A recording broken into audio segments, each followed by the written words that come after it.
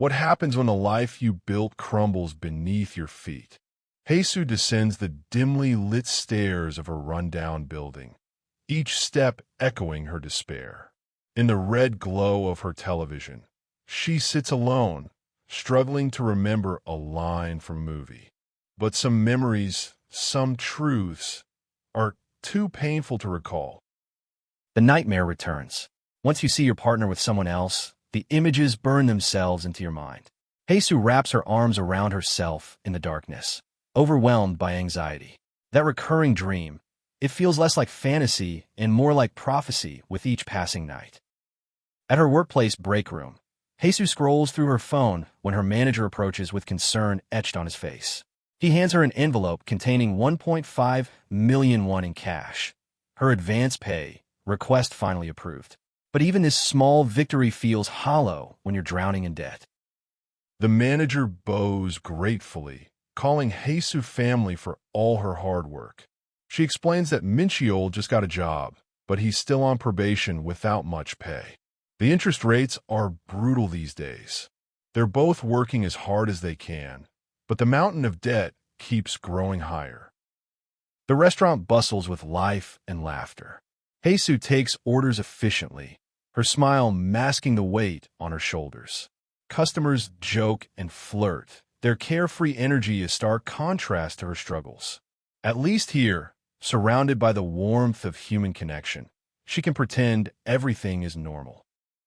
Behind the counter, Haesu watches a young couple share food, their joy radiating like sunlight. She reflects on beauty and youth, that radiant inner light that makes everything seem possible. Would anyone find her life beautiful now? Or has that light already faded beyond recovery? Her coworker questions why others call Haesu a Joma. After all, she's still young and pretty despite her simple appearance. They share a playful moment before Haesu descends the dimly lit staircase, her colleagues' compliments echoing in her mind. That bright smile, that innocent heart. Outside in the shadows, Haesu contemplates the cruel truth about beauty. No amount of makeup or effort could replicate that radiant inner light of youth. She was jealous of something she could never reclaim. The realization cuts deeper than any blade. At home, tension crackles between Haesu and Mincheol. He criticizes her appearance, suggesting she should wear makeup like other women who work part-time jobs. The irony isn't lost on her. He wants her to look beautiful, but won't spend 1,000 won to make it possible. Their relationship has become like their damp, aging basement apartment. Romance and excitement. They had that once, but it faded even faster than their love. Does love expire too? The scattered bottles and neglect around them suggest it already has. Mincheol slams his spoon down, his appetite gone along with his patience. Haesu sits cross-legged, questioning everything. Did her beauty fade because of him, or does she only have herself to blame for choosing to love him in the first place? The weight of regret settles like dust. At the flower shop, a young boy marvels at Haesu's schedule. Korean barbecue on weekday afternoons, motel front desk on weekends, flower shop mornings. Does she have a time machine? She wishes. Time is the one thing money can't buy, and she's running out of both. Back home, Mincheol kneels in desperate apology. "I'm so sorry," he pleads, tears in his voice. He wanted to give her a good life, but he screwed up. The weight of his failures crashes down like an avalanche, burying them both under impossible debt. Haesu holds a delicate pink flower, feeling blank inside. She thought she'd pay off the debt eventually if she worked hard enough. But sometimes waves of sadness would crash over her without warning. Though the burden of his debt remained, it was his love that had disappeared first. The flower shop door jingles as a customer enters. The workers whisper excitedly. It's the rose guy, the hot man who comes in daily. Haesu's colleague eagerly volunteers to take his order. But something about this mysterious customer makes Haesu's heart skip.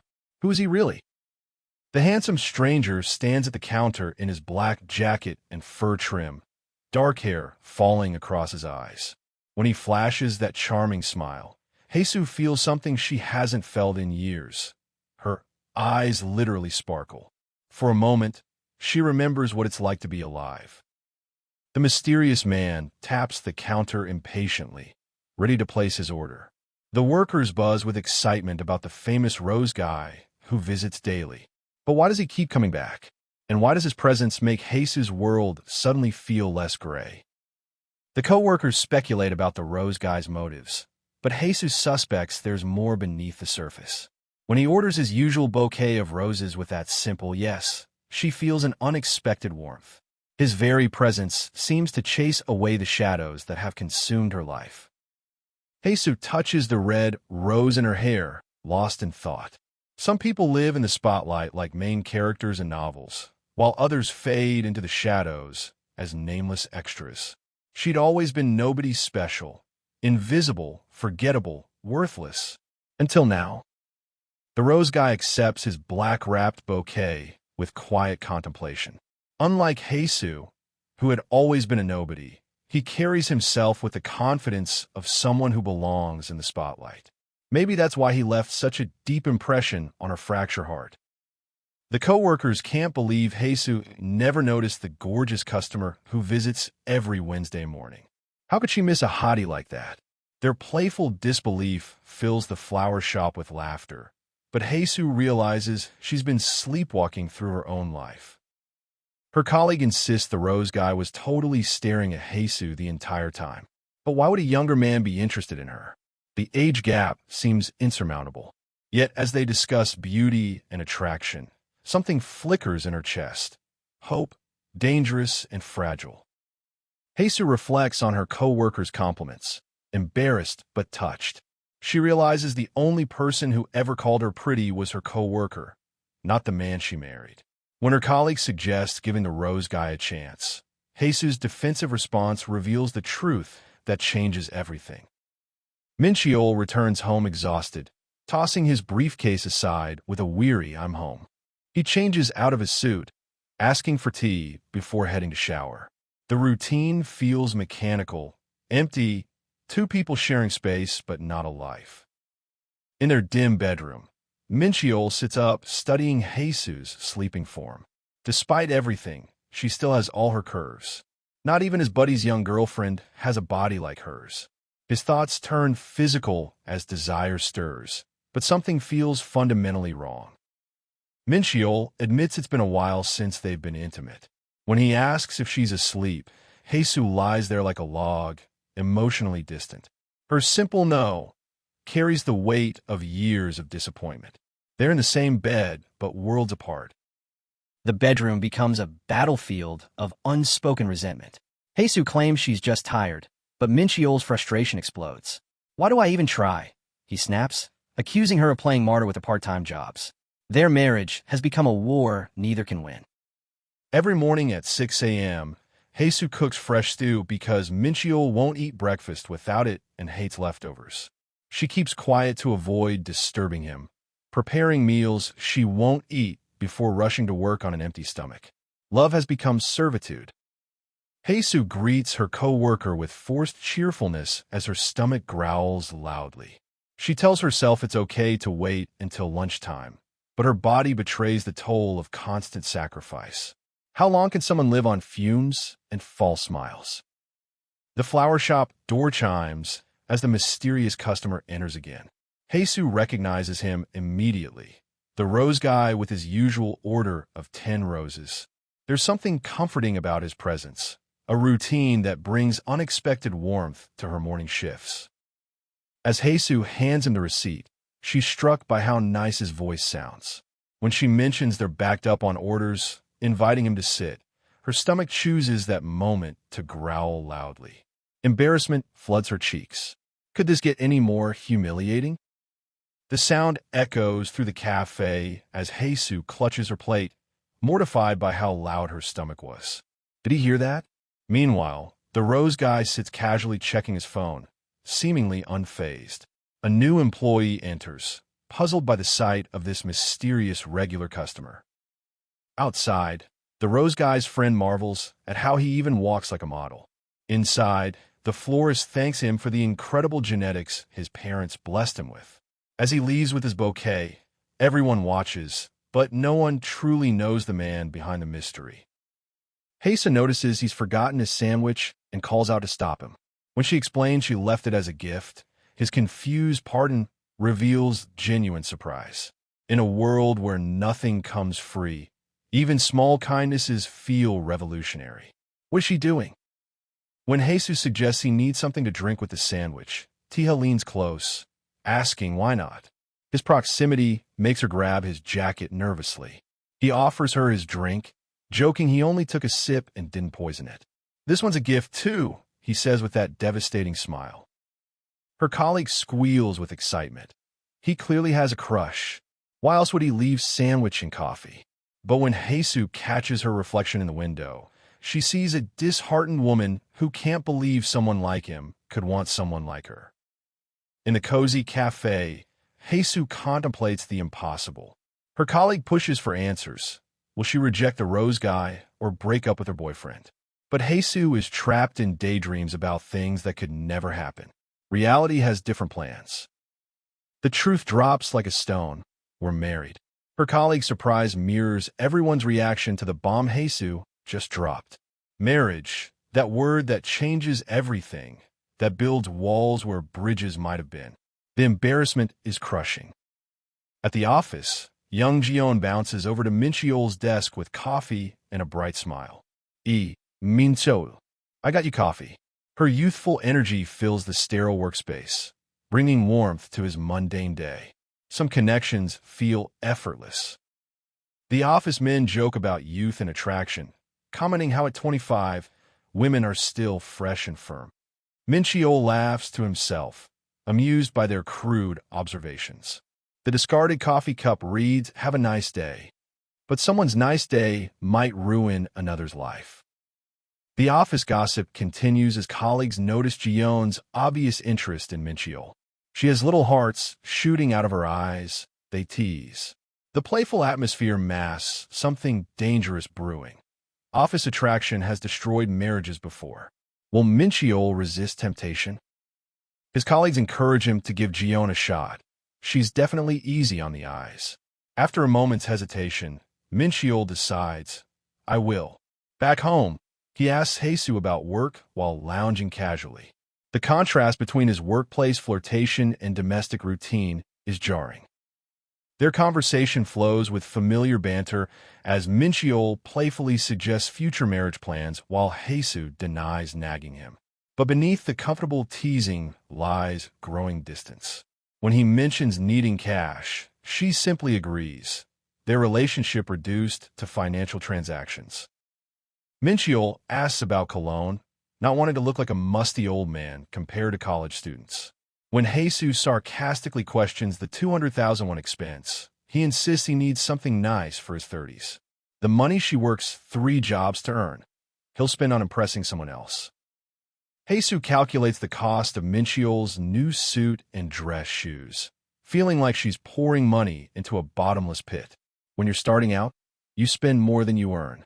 She plans to take night shifts at the convenience store, working around the clock to fund his new image. Money floats through her thoughts as Haesu strategizes her time like a general planning war. She takes her 24 hours, splits them into pieces, arranging them carefully to squeeze in maximum work. The harder she works, the closer they get to what, exactly? In a dimly lit alley, Taeha's friend questions his sudden enthusiasm for dinner plans. "You're sure about this?" The usually antisocial Taeha now craves free food and company. His friend notices the change, wondering what's gotten into him. Sometimes, one person can reshape your entire world. The friend observes Taeha's unusual haste. Weird how he's suddenly in such a hurry for cheap barbecue spots he used to avoid. At the bustling bar, conversations flow about men being simple creatures. But nothing about matters of the heart is ever simple. Haesu reflects on traditional gender roles. Men as providers will do everything for their families with smart, caring wives. She remembers when Mincheol was loving and tender, questioning if she's the one who ruined everything. The weight of self-blame crushes heavier than any debt. Haesu apologizes to customers as they enter the busy restaurant, her professional mask slipping for just a moment. When she looks up to greet the new arrivals, her world stops. Standing before her is Mincheol with another woman. The moment she's feared has finally arrived. Taeha steps into the cafe with his friends, the atmosphere buzzing with friendly energy. His companion beams with gratitude for the treat, while the waitress approaches with professional warmth. But there's confusion in the air. Something feels off about the seating arrangement. The casual interactions mask underlying tensions. A simple misunderstanding unfolds as the server realizes her mistake about the table size. The bustling restaurant hums with life. Clinking glasses, chattering patrons, the organized chaos of service. She apologizes with genuine embarrassment and gestures for them to follow. Sometimes the smallest mix-ups reveal the most about people's character. In the kitchen, introspection weighs heavy. The young woman reflects on her inadequacy, while Taeha sits casually among the feast, his playful demeanor contrasting her internal struggle. She hesitates to make eye contact, the emotional distance between them growing palpable. A waitress moves in the background, unaware of the tension brewing at the table. The dining area becomes a battlefield of unspoken emotions. Lost in thought, he urges himself to snap out of whatever spell has captured him. Across the table, accusations fly. Why the constant glancing around? The defensive reaction only adds fuel to the fire. When she bluntly tells him to keep his mouth shut, the tension reaches a breaking point. Don Yuke's playful warning about burning the meat lightens the mood momentarily. Taeha grins, promising to eat without fuss, but the seriousness lingers beneath his casual response. When Taeha questions his serious demeanor, the trio's camaraderie shines through their feast. Food becomes the bridge between tension and friendship. Recognition sparks intrigue in the sleek restaurant. The gray-haired woman's surprise is palpable when he confirms knowing her. I didn't think he'd say that. She contemplates, while unseen voices question their mysterious connection. The air thickens with unspoken histories and hidden relationships. How do strangers become familiar faces in each other's stories?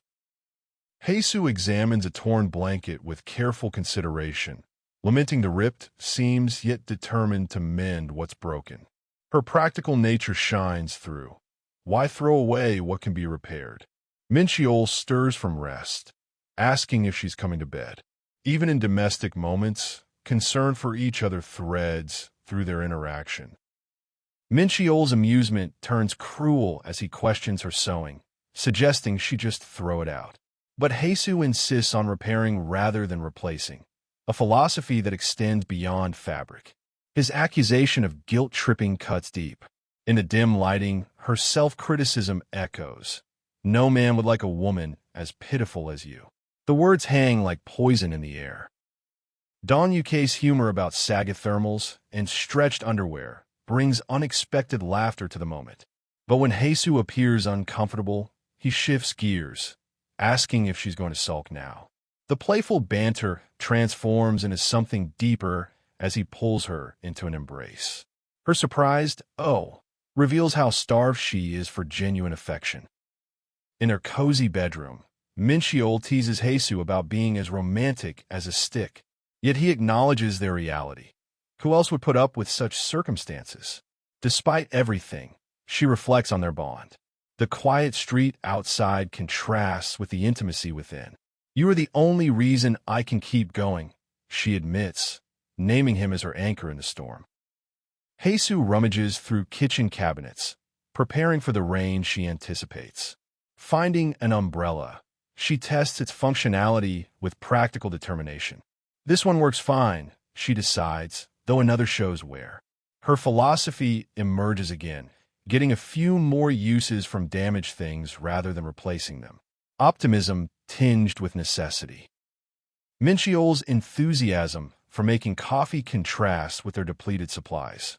Yes, I'm going to make coffee for everyone, he declares, while Haesu notices they're already out of instant coffee.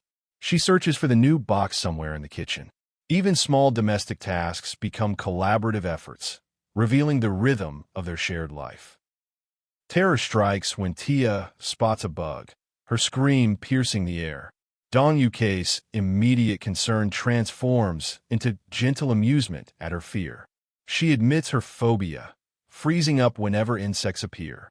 His offer to get it for her reveals protective instincts beneath his casual demeanor. Fear brings them closer together in the intimate restroom setting. In the bright, plant-filled workspace, mystery builds around the absent Rose guy. Employees express their impatience and longing for his handsome face. When he finally appears in dark clothing, the atmosphere shifts with anticipation. Recognition and desire collide as his arrival sparks conversations he'll never hear. Some people carry their own gravitational pull. The flower shop buzzes with nervous energy as Haesu expresses her reluctance to face someone. "I'm not ready to face him just yet," she confesses, retreating to conditioned flowers in the back. When Taeha enters, apprehensive and stumbling over words, her swift exit reveals the weight of unresolved feelings. Avoidance becomes her shield against emotional confrontation. Under heavy rain, emotional walls crumble and rebuild simultaneously. She notices his aloofness. "See? He's not even looking at me." Frustration mingles with resignation as she decides to take the package anyway. Tomorrow, she vows, she'll speak to him normally. But tonight, under the umbrella's protection, she hopes Mincheol remembered his own. The rain proves worse than anticipated, trapping her indoors with regret. The convenience store feels impossibly far without proper protection. She stares at her damaged umbrella, lamenting her procrastination in replacing it. "But I kept putting it off," she reflects, and now look what happened. Sometimes small delays create the biggest problems. Haesu contemplates calling Mincheol, but holds back, knowing his exhaustion from the new job. Under a stranger's umbrella, she insists it's fine despite living far away. The concern in his voice contrasts with her stubborn independence. Rain becomes both barrier and catalyst, forcing unlikely moments of vulnerability between near strangers. Beneath the shared umbrella, Taeha's concern manifests as practical kindness. "You can share my umbrella," he offers, while she maintains polite distance. The rain refuses to let up, creating an intimate bubble around them. Her hesitation speaks volumes. Accepting help feels like crossing an invisible line she's not ready to breach. Standing under his umbrella, Haesu feels the weight of destiny's cruel humor. Every path led her to this moment with him, as if the universe mocks her attempts at moving forward. The rain's relentless SWA drowns out her thoughts. Despite the awkwardness she anticipates, gratitude wins out. "Thank you," she whispers, surrendering to the moment. Their silent walk home surprises her with its lack of awkwardness.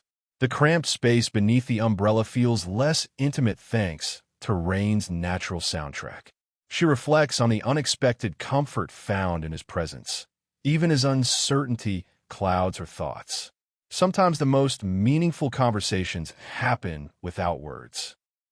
Taeha's considerate pace accommodates her shorter stride, a habit she recognizes from walking with Mincheol. The flashback reveals familiar patterns in her life. Later, in the restaurant's warmth, she teasingly mentions his girlfriend over their shared meal.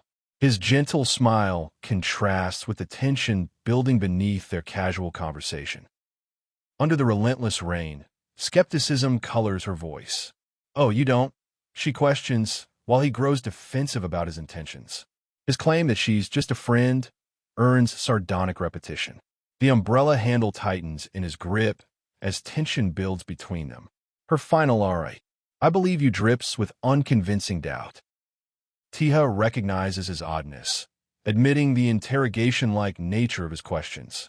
A car's honk breaks through the rain as water splashes around them. "I'm sorry," he apologizes. "I didn't mean to scare you." The rushing vehicle serves as an unwelcome reminder of the world beyond their umbrella-sheltered conversation.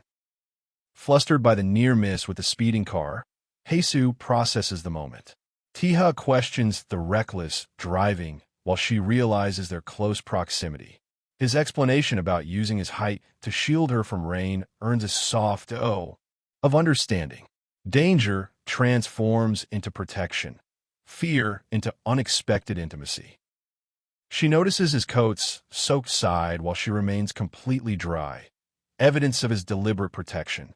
The realization sparks internal debate. Is this intentional flirtation? Her contemplation about drawing lines between them reveals the careful boundaries she's trying to maintain. Why are you doing all this for me? She wonders, seeking his true motives. Caught in his kindness, Taeha admits he wants them to be acquaintances. She challenges this seeming simplicity, calling his statement a bit cold. Their verbal sparring reveals layers beneath polite conversation. Age becomes a weapon as she notes their generational gap, while rain intensifies their intimate confrontation. At her doorstep, gratitude mingles with finality. She thanks him for walking her home, while he seeks confirmation of their emotional distance. "Let's be strangers," she declares with painful clarity. His cheerful okay and promise to be a good boy feel like acceptance and defeat rolled into one. He walks away, leaving her alone with her decision. Haesu reflects on Taeha's interest in someone like her, attributing it to youthful curiosity. But practical concerns intrude. Mincheol forgot his umbrella. Her caring instinct kicks in despite their relationship strain. She resolves to pick him up from work, love manifesting through small acts of protection against the rain. Standing in the downpour with her umbrella, Haesu's phone call fails to connect. The automated message confirms her fear. They've missed each other. Meanwhile, a mysterious figure holds roses behind his back, separate from her struggle. Her text about meeting him probably went unread due to his dead phone. Timing becomes their enemy. Mincheol's surprise at her rain rescue reveals unexpected sweetness. But his companion's presence complicates the moment. "Is she staring at us?" he notices, while Haesu awkwardly introduces the woman as "my relative." The rain-soaked streets witness an uncomfortable triangle of relationships, each person guarding their own secrets. Under shared umbrellas, explanations flow like the rain around them. The woman is kind of like a cousin and an accounting clerk named Ari from his office. Casual dismissal masks deeper connections as Mincheol promises to see Ari tomorrow. Haesu processes this information while standing in the emotional storm surrounding their triangle. Embarrassment colors Haesu's voice as she asks Taeha to stop making a big deal of nothing. His gentle voice continues to resonate with her, even after their decision to remain strangers. "I just want us to be acquaintances," he repeats, while she realizes she's been embarrassing again. Rain becomes the backdrop for their final emotional negotiation. The cafe erupts in controlled chaos as overwhelmed staff members cry for relief. "Gah, I want to go home," echoes through the kitchen. Haesu offers to finish cleaning while her coworker recovers from feeling run over by a truck. The bell jingles ominously as a figure in a sleek black suit enters, bringing an air of calm authority to the frenzied scene. The Rose Guy arrives like a mysterious celebrity, causing immediate recognition and attraction. "No way, it's the Rose Guy." The staff gushes about his consistent attractiveness while predicting he'll want Haesu to serve him again. Her colleague offers help with visible anxiety, sensing the importance of this particular customer. His presence transforms the ordinary cafe into something charged with anticipation. 2 weeks have passed since that rain-soaked day of decisions. Mincheol's work has consumed him.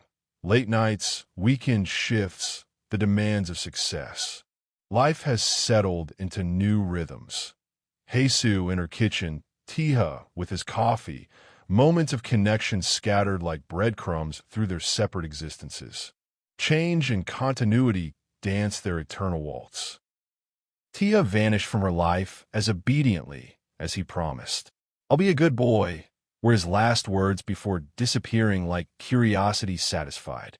Haesu holds flowers in the bright cafe, surrounded by normalcy, yet haunted by his brief presence.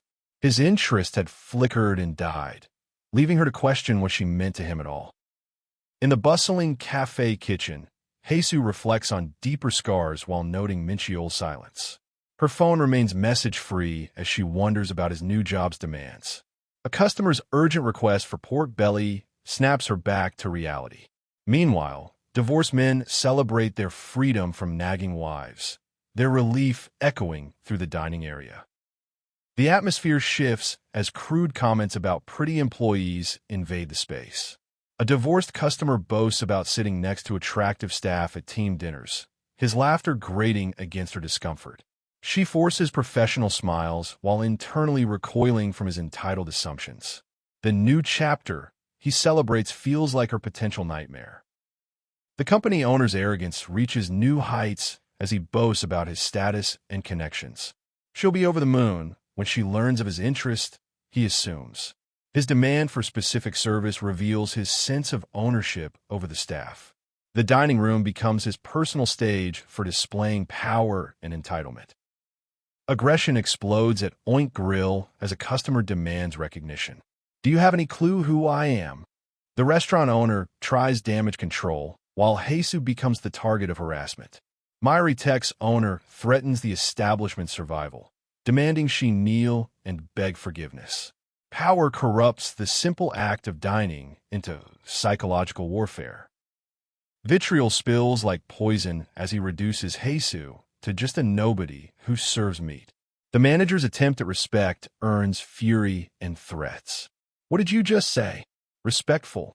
The kitchen becomes a battlefield where dignity fights against economic desperation. Haesu's sincere apology echoes through the tension, her vulnerability laid bare. On the kitchen floor, Haesu kneels in genuine remorse while a colleague tries to comfort her. "I misspoke," she admits, taking responsibility for the chaos. The muscular man reaches toward her, expressing his own guilt for the situation. Sometimes dignity requires bending, but at what cost to one's soul? The restaurant owner explains the harsh reality. Losing such a customer would devastate their revenue. Team dinners are rare commodities now. Haesu's determination to protect her benefactor shines through. "I couldn't do something like that, not after everything you've done for me." Loyalty battles against practical survival as dark memories surface. Outside Oink Grill, concern flows from the owner as he inquires about Haesu's well-being and debt situation. His worry about her overworking herself at multiple jobs reveals genuine care. But violence erupts nearby. The sound of shattering glass and menacing shadows signal danger approaching. Reality crashes into their conversation like broken glass. Haesu sits huddled, vulnerable and distressed, whispering apologies to the empty air. Despite her current struggles, she dreams of a brighter future with every step forward. But in the shadows, cruel laughter echoes as someone recalls how she begged on her knees. Hope and humiliation walk hand in hand down her difficult path. Outside Sky Monbar, toxic masculinity festers in the shadows. The men discuss teaching women their place through intimidation and false charm. Their twisted philosophy about alternating coldness and gentleness reveals calculated manipulation. But their conversation is cut short when sudden violence strikes. A swift kick silences their vile plotting with an ARGH. In the stark light, power dynamics shift violently. The dark-haired man grabs his victim's collar, promising to teach a lesson of his own. When the man protests about his precious hair being pulled, the response is chilling. "Hit me." Confusion meets command in this unsettling confrontation where traditional roles of aggressor and victim blur dangerously. Blood spatters his neck and cheek as the thwack sound echoes through the dim space. Standing straight with a smug smile, he asks if his opponent wants to rise. The hunched figure on the ground represents defeat embodied. "Good," he says with unsettling satisfaction. In that case, what lesson is he truly teaching? The night shift at the convenience store offers Haesu unexpected peace. POW echoes from somewhere in the darkness, but inside, she focuses on her work among empty aisles and silent shelves. Stocking sodas and wiping surfaces, she reflects on the unusual calm. No customers means no confrontations. But in this city, can peace ever last? The late-night shift brings Haesu a rare moment of peace. Standing behind the convenience store counter, she muses about finally resting her legs when nobody visits at this hour. But fate has other plans. The door chimes, and in walks someone she recognizes, the mysterious Rose guy from her other encounters. Coincidence? Or something more? As Taeha browses the shelves, Haesu watches from behind the counter with growing unease. 2 jobs, 2 unexpected encounters, and now here he is again. The weight of recognition settles heavy. Maybe they just live in the same neighborhood. Maybe she should approach this like any other customer. But those injuries. Haesu's breath catches as she studies Taeha's face. The bruises painting his skin. That split lip telling a story of violence. Her mind races with questions. What kind of monster would beat up someone like this? What terrible circumstances led him here, broken but standing? The professional distance she promised herself crumbles instantly. Haesu tells him about insufficient funds, her voice catching slightly. She mentions scars and payment, but underneath lies something deeper. They should be strangers, should maintain boundaries. Yet here she stands, torn between duty and an inexplicable pull toward this wounded soul. Self-doubt creeps in. Was she too pushy before? Too invasive with her concern? But then Taeha leans forward, his voice cutting through her thoughts. Could you teach me how to do it properly? There it is again, that unsettling intensity that makes her question everything she thinks she knows about him. Age becomes the bridge between them. Taeha suggests dropping formalities, his confidence unshaken despite the scar marking his cheek. When he gestures for her to follow, Haesu finds herself complying. How could she complain? The convenience store's fluorescent lights cast long shadows as they move towards something unknown. Under the store's soft glow, an unexpected tenderness emerges. Taeha hands her medical supplies, insisting she knows how to use them. When she protests, he simply takes control. The sting of treatment brings a small ow from her lips. His reassurance comes quick and gentle. Just a sting, nothing more. Questions pierce the night air. How old is he really? Taeha claims adulthood, while Haesu studies those telling bruises. Her directness cuts through his defenses. She's looking right at the evidence of violence. The strange kid sits before her, defensive yet somehow vulnerable, hiding truths behind careful words. A troubled animal. That's what she sees when she looks into Taeha's deep, bruised eyes. The recognition hits her like a physical blow. Her heart actually aches. Years of her own violence and poverty flash through memory. When he observes that she feels bad for him, she can only answer with devastating honesty. Yes. Boundaries need definition. Under the umbrella's gentle shade, they navigate the delicate territory of acquaintanceship. Taeha recalls her earlier question, and Haesu confirms they can be just acquaintances. When he asks to call her by name, the formality feels too distant. Just call me Yuni, she suggests, surprised by her own words. Meanwhile, in a completely different world, corporate celebrations rage on. Mincheol and his colleagues toast their success, joking about their humble company managing a 3rd round of drinks. The blonde executive laughs about avoiding stuffy venues while offering drinks to a hesitant female colleague. The contrast couldn't be starker. Here, abundance flows freely. The drinks keep flowing despite protests. She eyes the empty glasses with frustration, commenting on the barely beer sumek that looks suspiciously like straight soju. Mincheol appears relaxed as conversation flows around food and alcohol. But beneath her compliance lies annoyance. These colleagues disgust her. Only Mincheol makes this bearable. It's just beer, Mincheol says with that disarming smile. Perfect. Always so considerate. The conversation shifts to dating preferences, but the question gets flipped. What kind of women can't he stand? His answer comes loaded with judgment. Cheap, boring, unromantic women. The group erupts in knowing laughter. The banter continues over laden tables. His colleague teases him for sounding like a married man despite being single. When asked about dating older women, Mincheol's response is swift and decisive. Of course not. His preference runs clear, younger, fashionable women who fit his refined tastes. The message rings crystal clear. Back in the convenience store's sterile lighting, Haesu processes the exchange differently. Never some cheap, frumpy ajumma. The words echo in her mind. When Taeha asks for her name, she provides it simply. Taeha Biam.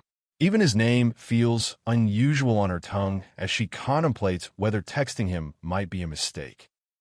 Under streetlights, intimacy blooms in unexpected places. The woman clings to Mincheol, her voice thick with affection as she tells him how much she likes him. But vulnerability brings questions. Why does he let her say such things? Her words hint at past relationships, dozens of girlfriends perhaps, while seeking reassurance in his arms. Just the two of us, he suggests with that tilted smile.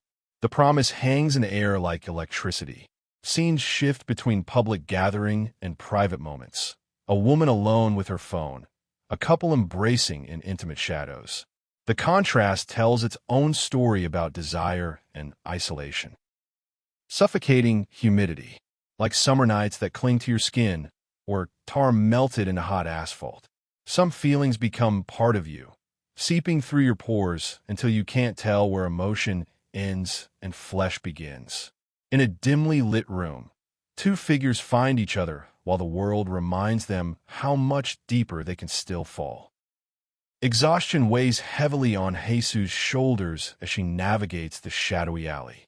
Night shifts drain everything from her, but the promise of a short nap before her next job offers hope. Until concern creeps in like cold air through cracks. Has someone not come home? The question hangs unanswered in the darkness. Phone calls shatter the night's peace. Mincheol stands outside a motel, frustration bleeding through his voice as he explains crashing at a bathhouse. The sarcasm flows freely, missing persons reports, nagging about employment. He's a working man now, he insists, before hanging up abruptly. But was she really overreacting to his absence? Hindsight reveals truth with brutal clarity. He was a clueless fool, letting his love wither in silence like petals falling unnoticed. Tears on a withered flower. The perfect metaphor for what they'd become. In the shifting scenes of solitude, a simple hey cuts through the melancholy. Some connections refuse to die completely. School corridors echo with awkward reunions. When Taeha approaches, the shorter boy stutters through greetings, clearly confused by this unexpected attention. What brings someone from the popular crowd to seek him out? The question hangs between them as recognition dawns. They remember each other after all these years of distance. Reputation matters in these halls. The boy recalls Taeha's kindness toward quieter students, his refusal to bully the vulnerable. But why would someone like him remember someone like him? When Taeha asks about a favor involving shoes, fear creeps in. Is this some new form of manipulation? Confusion reaches its peak as Taeha offers a shoe exchange. The shorter boy's mind races. Is this bullying in disguise? The value disparity makes no sense. Why would someone trade expensive footwear for his worn sneakers? Despite the bewilderment, gratitude flows through his stammered thanks. Sometimes kindness comes in inexplicable forms. Farewells carry weight beyond words. As they part ways, the boy reflects on what others say about Taeha. They're right, he's definitely not bad. But reading him proves impossible, like trying to decipher a language you've never learned. Some people exist in realities completely separate from our own. Music bridges unexpected gaps. In a cozy lounge, the girl discovers Taeha listening to trot music through his earbuds. Her confused reaction, "What the is this trot?" meets his cheerful enthusiasm. Isn't it nice? Sometimes the most surprising people have the most surprising tastes. Weird can be endearing. Student dynamics shift like quicksand. Questions about someone named Tasha ripple through conversations, her poses and popularity becoming topics of speculation. The boys observe from the sidelines, commenting on attention and admirers with barely concealed jealousy.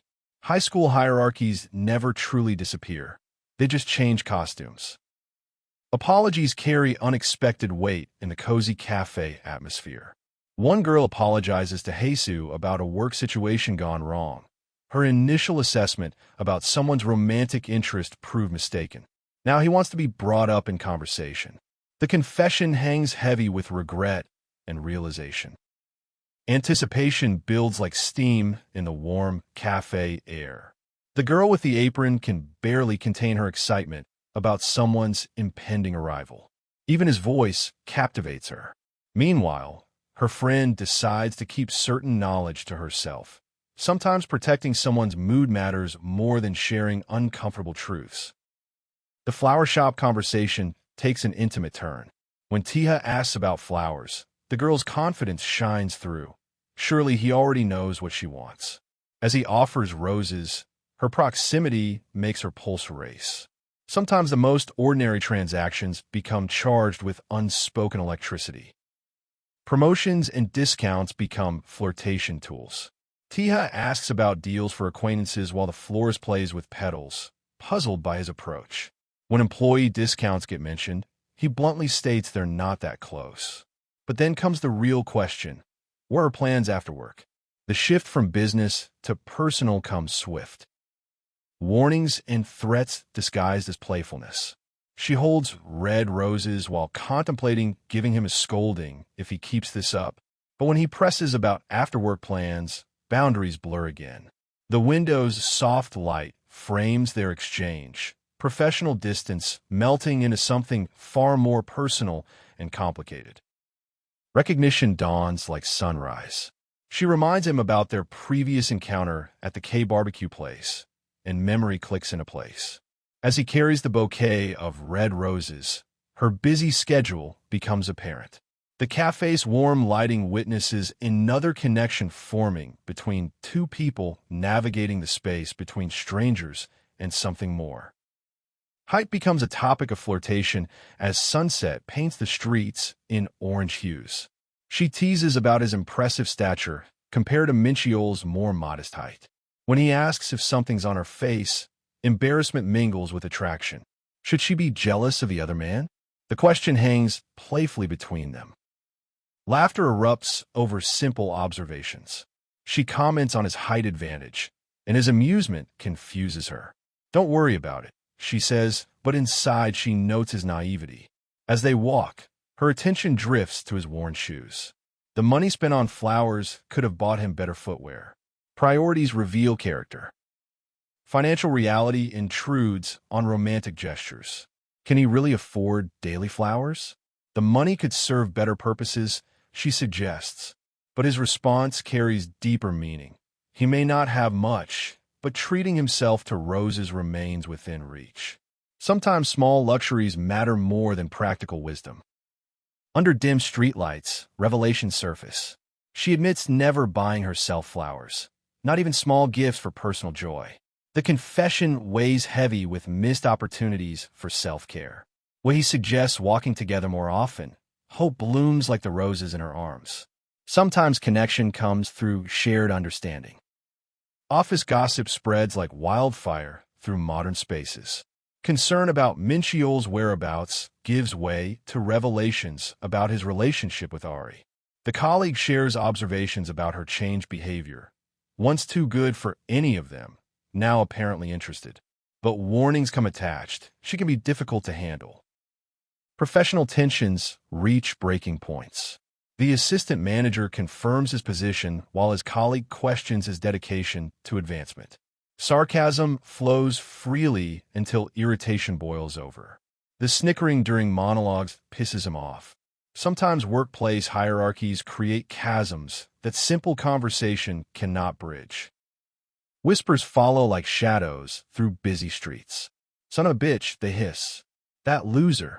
Comment about strip clubs and social inadequacy trail behind him. But inside, different dynamics play out. Intimate moments of support and understanding. Sometimes the cruelest judgments come from those who understand the least. Doubt creeps through intimate moments like poison.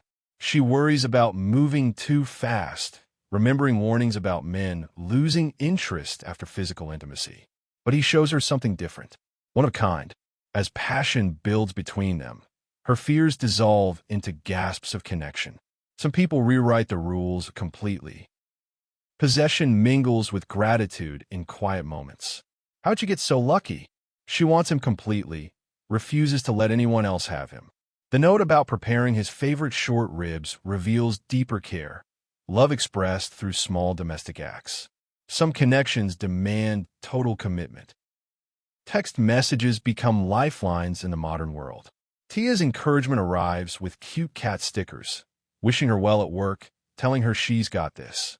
In the dim office glow, she smiles at his innocence. He hasn't become bitter yet. Outside, another man contemplates how love shapes entire existences. Drunk and disorderly behavior disrupts professional settings. The disheveled customer demands rooms, and pretty girls, confusion mixing with entitlement. The clerk maintains composure while processing his credit card request.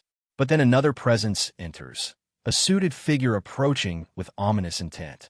Some situations escalate beyond simple customer service. Power plays through monetary control. Someone reserves every available room, leaving nothing for other guests. The frustrated man outside cannot comprehend why establishments refuse his money. But inside, larger games unfold, complete buyouts that serve purposes beyond simple accommodation. Money talks, but sometimes it screams. Celebration erupts from unexpected business success. Full occupancy at a crummy motel seems impossible, but nearby events create surges in demand. The manager feels generous enough to send Haesu home early. As she descends the quiet staircase, thoughts turn to peaceful evenings and rare moments of relaxation. Monsters lurk behind seemingly innocent moments.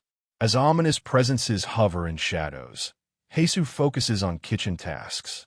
Tia's message arrives with cartoon wolves and warm weather warnings. Dress appropriately for the cold. But something feels wrong. The buzzing phone demands attention while danger crystallizes. Sweet messages arrive like spring breezes. Don't work too hard. Get beauty sleep. His youth reminds her of seasons changing, hope blooming. Even her frayed sleeves seem to smell of fresh flowers when his texts arrive unexpectedly. Sometimes the simplest care carries the most profound impact on weary souls. Being left on read shocks those accustomed to immediate responses. The man in black smiles at his phone while his companion expresses disbelief. Someone ignored him? A girl, no less? The revelation carries weight in their social circle. Meanwhile, unaware of their conversation, life continues elsewhere in kitchens and quiet moments. Domestic intimacy unfolds in the warm kitchen as Mincheol wraps his arms around his wife. She stirs seaweed stew while he requests a taste test. Their playful exchange about cooling hot food masks deeper tensions. His expectations about her cooking when they married, now colored by recent betrayals. But what secrets simmer beneath this peaceful surface? In the warm kitchen, Mincheol approaches Haesu from behind, wrapping his arms around her as she tends to the stove. His touch is gentle, but her mind is elsewhere, troubled by guilt. She thanks him for the money he gave her, for cologne she never bought. The gratitude tastes bitter on her lips. Something flickers in her eyes. Pity? Relief? Even she can't name the emotion stirring within her fractured heart. Mincheol's voice grows warmer, more insistent. He tells her to buy something nice for herself, to not worry about the cost. His green eyes shine with what seems like genuine care as Haesu smiles back at him. She calls him kind, caring, loyal, words that should comfort but instead feel like daggers. The domestic sounds of cooking fill the air as she asks him to stay still, just for a moment. But nothing about this feels still anymore. Mincheol leans closer, his breath hot against her skin. His smirk reveals his true thoughts, comparing her body to another woman's. Tawari's. The name hangs unspoken between them like poison. Haesu breathes his name, Mincheol, but her voice trembles. She mentions work, desperately grasping for any excuse to escape this suffocating intimacy. Yet her body betrays her resistance. He finds twisted joy in her flustered reactions, calling her stoic as a brick. His arms tighten around her waist as she questions if he's angry. Of course not, he lies. What do you think I am? Some kind of animal? But animals don't deceive with such calculated cruelty. Alone at the stove, Haesu sees herself clearly, a flower without thorns, unable to survive without him. How prophetic those words would prove to be. Mincheol lounges carelessly on the floor, phone pressed to his ear. His voice is playful, almost mocking as he asks someone to hang out. He's enjoying his weekend, he claims, but missing someone. Someone who isn't his wife. His frustration bleeds through. Why doesn't she text first? Meanwhile, in a clothing store, a figure contemplates choices among endless racks. So many options, yet somehow always the wrong ones. In the upscale mall, Mincheol stands beside a woman with dark hair, not Haesu. She stares at a luxury handbag worth a month's rent, her pink top a stark contrast to the expensive leather goods surrounding them. He knows the brand well, encouraging her desires while she marvels at prices she's never imagined. His casual black shirt and confident demeanor speak of a man comfortable with spending money that isn't truly his. Mincheol's expression darkens, frustration etching lines across his face. Memories he'd rather forget surface like poison in still water. He curses under his breath, then shifts tactics. There's no point taking Haesu shopping. She knows nothing about brands. He reasons. Ari would be better company. In the shadows, two suited figures whisper in hushed tones. Plans are being made. Secrets are being shared. And somewhere, a phone call seals someone's fate. In the dim light, Mincheol holds a photograph. Him and Haesu in happier times. The flame of a lighter catches, casting dancing shadows across his determined face. A motel key card hovers above the fire, its plastic edges beginning to curl and blacken. The snap of ignition echoes like a breaking bone. Among the ashes of evidence, a delicate high heel remains visible. Even destroyed proof tells its own story. Outside a hotel at night, neon signs reflect off wet pavement. Taeha sits before her laptop, worry creasing her young features. She can't shake the image of him looking so distant, so troubled. Her fingers hover over the keyboard as she types a message, desperate for connection before her convenience store shift begins. But when she steps into the hallway, shock freezes her blood. A figure in black waits in the shadows. In the dimly lit alley, he tells her she looks different today. She nods, uncertain what he sees that she cannot. Their footsteps echo off narrow walls as he offers to escort her to work. How does he know where she's going? His concern about dark alleys seems genuine, but her response surprises him. She's not afraid of the darkness. Perhaps she should be. After all, the most dangerous predators often wear familiar faces. Under the warm glow of street lamps, they walk side by side through the urban night. She comments on his imposing height, calling him a walking wall with nervous laughter. He insists she walk beside him rather than behind, his protective instinct seemingly genuine. But as orange light bathes their figures, questions linger in the air like smoke. Who is protecting whom? And from what hidden dangers does the night conceal? In a golden glow of streetlight, he places a gentle hand on her shoulder. Their faces are illuminated in the intimate darkness, two souls drawn together by forces they barely understand. She looks fragile in her light coat, while his dark attire makes him seem like a guardian emerging from shadow. But in this world of withered flowers and broken promises, even the most beautiful moments carry thorns. What price will this tenderness demand?